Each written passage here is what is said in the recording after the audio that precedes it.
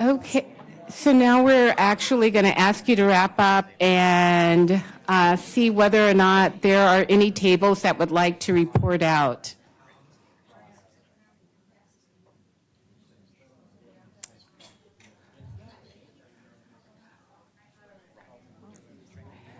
Erin? Channeling the wealth of talent in my group, we approach this as a sort of return on investment approach. So being able to quantify, as you probably can, the cost of this program versus the return on investment from lower turnover, fewer costs related to recruitment to what is sometimes seen as a less attractive nursing place to do nursing, the lowered costs of onboarding because you're having lower turnover, perhaps better prison patient outcomes in terms of maybe the fact that because you're have a higher RN sustainable registered nurse population, you're able to address some of those ambulatory sensitive conditions that when exacerbated can end up in hospitalization. So fewer ED visits, fewer hospitalizations. And then one of our group was mentioning perhaps lower recidivism of the patient population because they've actually been healthier and had some mental health or behavioral health issues that have been addressed while they were in prison by a very skilled nursing group. Our third area was measuring nurse satisfaction because I think this is a workforce that's been able to progress in their career, they're probably both happier and more committed to working in the prison. So you may end up with a population of nurses that's more sustainable and perhaps even has a service commitment after they do their educational commitment or have their education paid for. So those were some of our ideas for measuring ROI. Thank you. Excellent. A lot of those we did think about, but the mental health component we did not, and the recidivism, you know what I'm saying. But you're absolutely correct. We do know that turnover rate can be anywhere from $35,000 to $58,000. The cost for turnover rates, and healthcare is listed as the third highest turnover industry. So we know that that cost alone is probably will decrease what it would cost, and we could count it as a return on investment. We also believe that the patient outcomes will be better. If we better prepare our LVN staff to become RNs, they already know the correctional setting, then they are more likely, hopefully, to stay. And then our patients will see better outcomes. Jay? Great, thank you. Okay. Table 2. Table 1, Malcolm.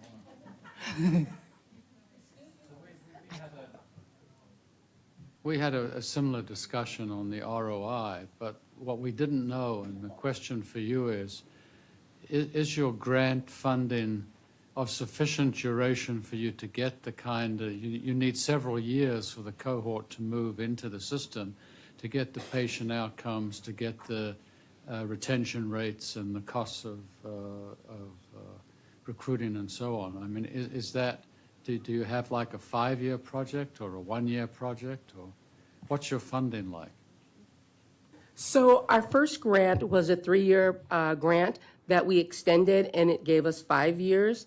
After the first initial grant, we understood that there were much more that we needed to do. We were able to go to the legislature, and they were able to put verbiage in a grant rider that allowed a 5-year process. So the new grant will be 5 years, and so we are hoping that we can see, with that longer time frame, we can see those outcomes.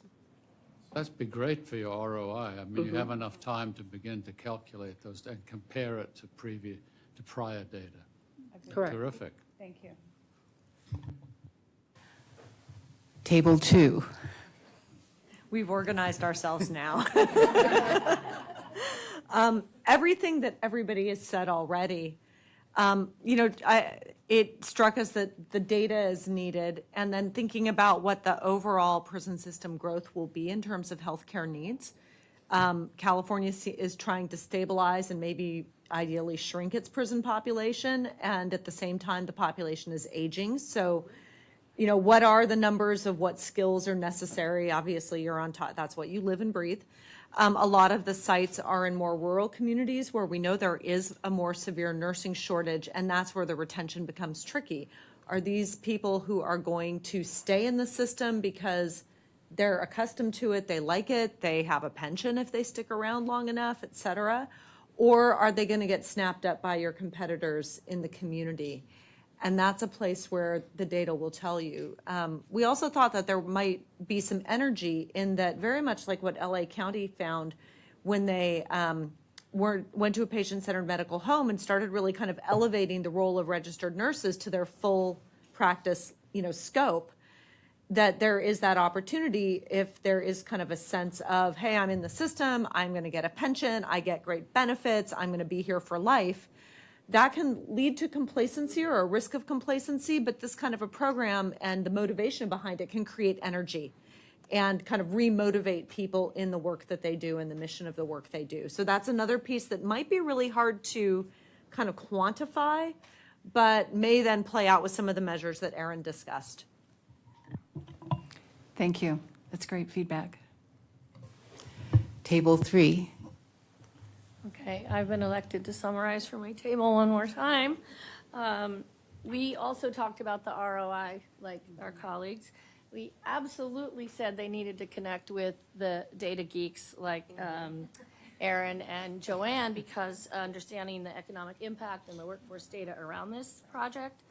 And we also talked about the fear of, would these nurses leave your facility because they have a higher, maybe even a higher earning potential outside, although you are a union organization, and that jump was significant enough. But what we did on the positive, so two things on the positive side is, one, you were here this morning to hear from the Mass General example and how they saw where it wasn't sustainable, and then we went back and retweaked it. So I think that's one really brilliant way to think about what are your lessons learned.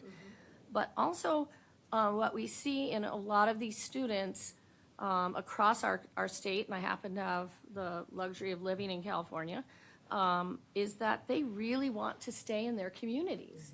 And so that's a really interesting return on your investment. I mean, because they really have pride in where they live and work.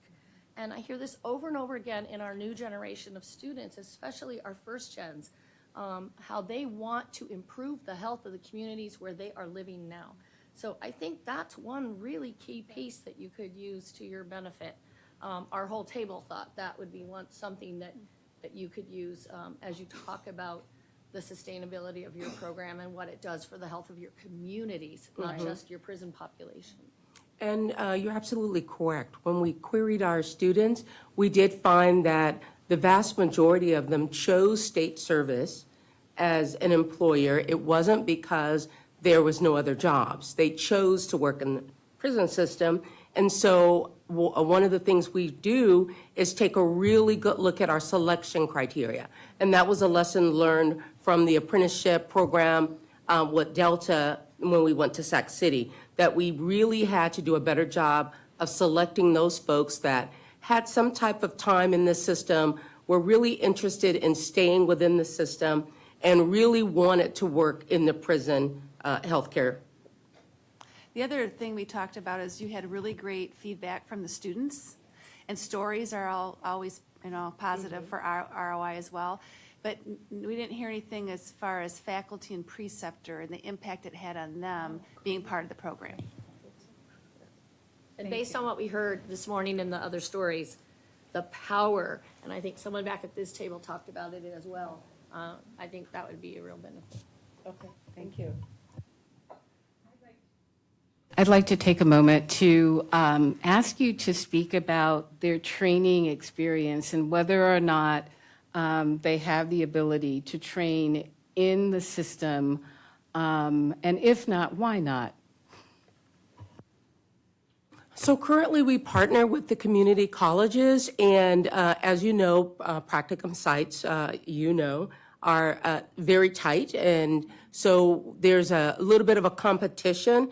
When we first started this program, a lot of the community college saw this as taking away from their existing practicum sites, and so that we had to get over that hurdle.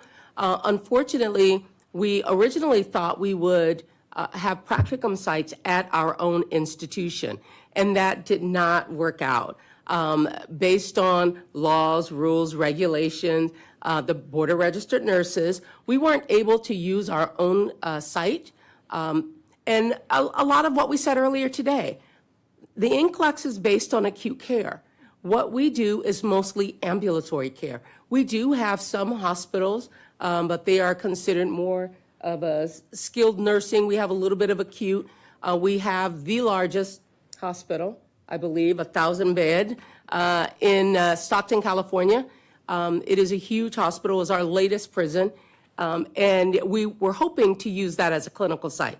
But unfortunately, that has not come to fruition. So we had to use the regular clinical sites of hospitals. So we weren't able to, Kanita, actually use the prison sites. But we do hope in the future, by partnering with some of the community college consortiums. We recently had the opportunity to participate in the Board of Registered Nurses Symposium, where they brought employers and colleges together. And you were there, I believe. And Joanne, you were there, I believe. And one of the things that we're really hoping to come out of this, as maybe an aside, is that corrections is seen as a viable healthcare organization. When you think about the number of people that are in our prison system that require healthcare, it mimics the demographics in your community. We have all the same diseases. We have to provide that care. We're not sending those patients to hospitals every day. We're doing it.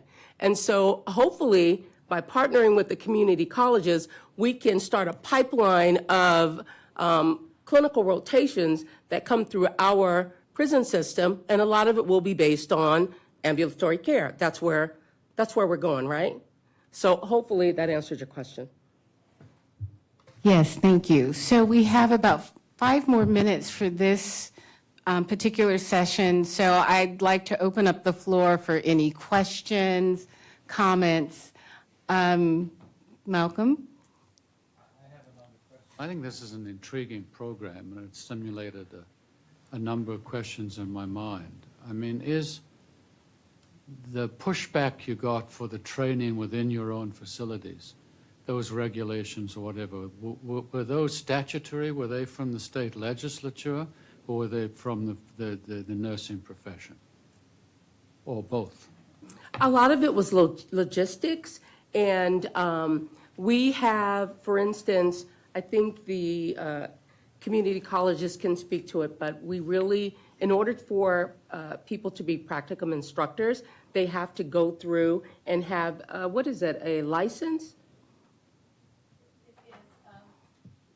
I would just say a lot of this is driven by our Board of Registered Nursing in the state of California. I didn't want to say that. It's not school, yeah. Well, I think we just have to call it out. That was the very reason why we partnered with the Board of Registered Nursing to hold these regional summits across the state to talk about this huge issue. We are not unusual in California. Many of our colleagues across the country have issues with clinical placements. Let's just break down the walls, talk about a new way of doing business, and hello, 1,000 beds, that would make an incredible experience for a lot of nurses, and introduce our students to the other ways that nurses practice and take care of people in our communities. Sorry, I'll get off my soapbox Was now. the problem Thank around you. faculty credentials to do the practicum preceptorships, or? It's not really it has to do with the board's regulations around certain, and it's just very old fashioned. Well, then I would cheer you on to change it. It's old-fashioned. And we are trying. I think our message was clear last month at the forum. We asked that they come into the 21st century with the rest of us. So.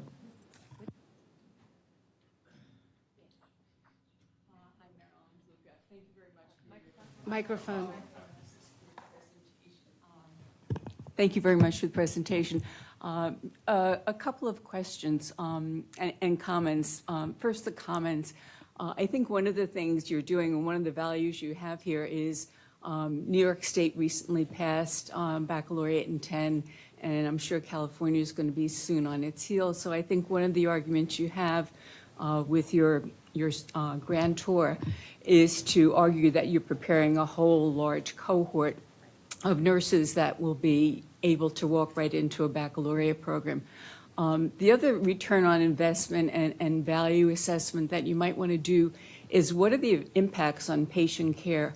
What kinds of care, what kinds of skills and expertise are these nurses providing that they might not have provided had they stayed? And I don't know if you're increasing your number of RN, if you're increasing your mix with this or not, or if you're staying at the same mix of RN to LPN. But if you're increasing the mix a bit, I think that would be great. And the third is the replicability across the country in other correctional systems. And I would just encourage you to get out there soon to other correctional facilities, other nursing colleagues, because I think that would give you a lot more value with your grantor if you showed that it was being picked up even already.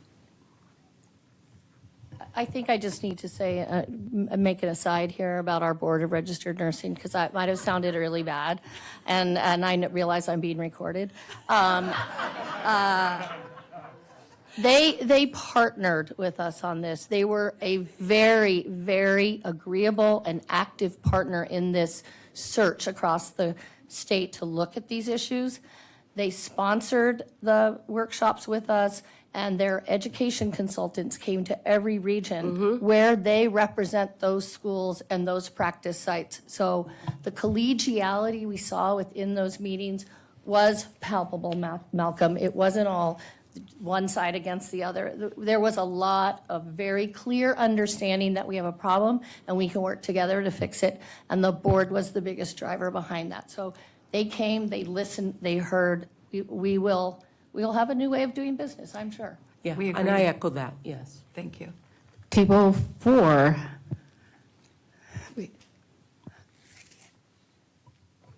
So thank you for your presentation. I'm Joanne Regan. I'm with the Council on Social Work Education. And I just wanted to offer some other examples where in social work we've had to do things like this to professionalize the workforce, like in state child protective services agencies. And so there's been a long history of providing this kind of training so that, you could bring it to the master's level. Also for prison social workers too. So I just was going to let you know that there's been other examples of doing this that might help you to kind of get ideas to sustain it.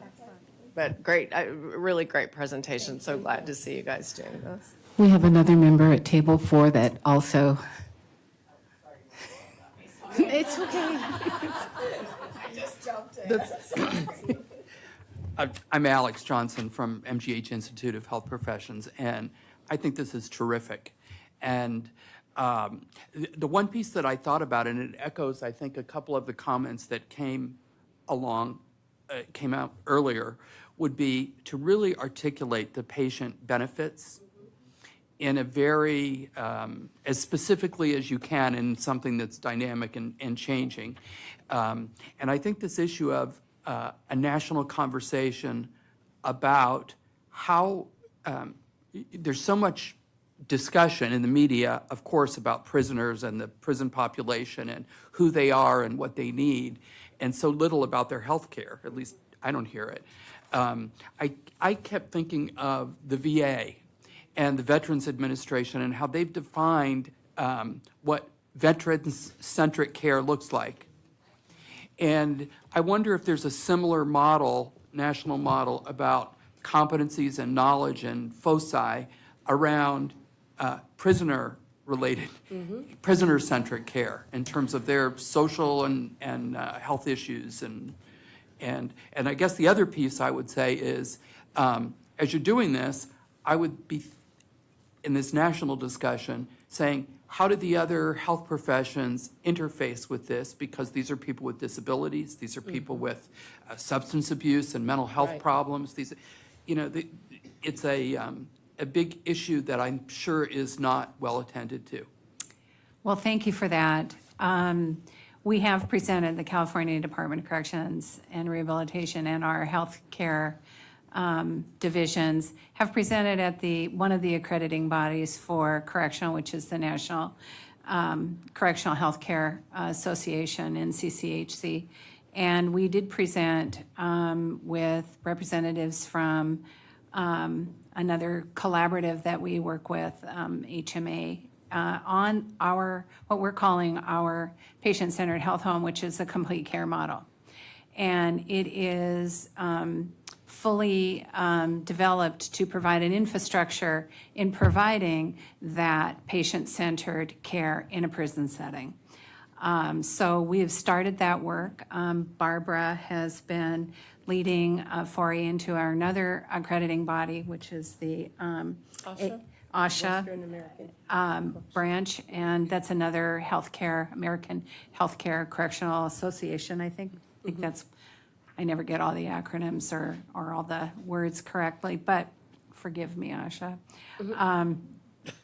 And we've been pushing that, patient-centered medical hold model there as well. We find that building those team and that team-based care and partnering with the community, and we've done extraordinary work. We have great data now that we didn't have before. We've rolled out an electronic health record, and we've done a lot of things that make us poised to actually be a demonstration product on how you can actually implement infrastructure to support a patient-centered, home model, which isn't exactly an easy thing to do, including mental health, dental, social work, and our partnering with the community. So our next big tackle, of course, is our substance use disorder treatment program, which we are going to be building, and our hepatitis C, which we are treating thousands of patients now.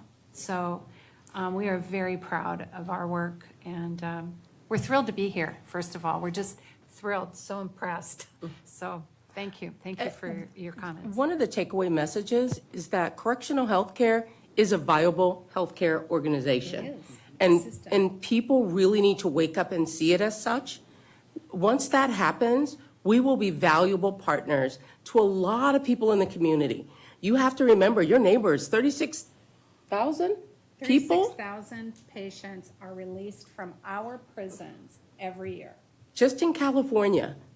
And these people are going to be a drain on our healthcare system if we can't partner with outside agencies for the right type of transition and handoff. And that's the work that we're doing now. The LVN to RN apprenticeship is just one leg of how we are trying to raise up our workforce so that they can provide that level of a complete care model, so that they understand the entire patient-centered home model and they can deliver that care. And so when the patients leave, that transition is going to be very simple. So you all need to have us on this committee. So we're going to wrap up with one question, last question, table 4. It's a suggestion as much. Angola in Alabama has a hospice program for dying patients, and it seems to me that there are things that could be learned from them, and they probably could learn some things from you. Thank you.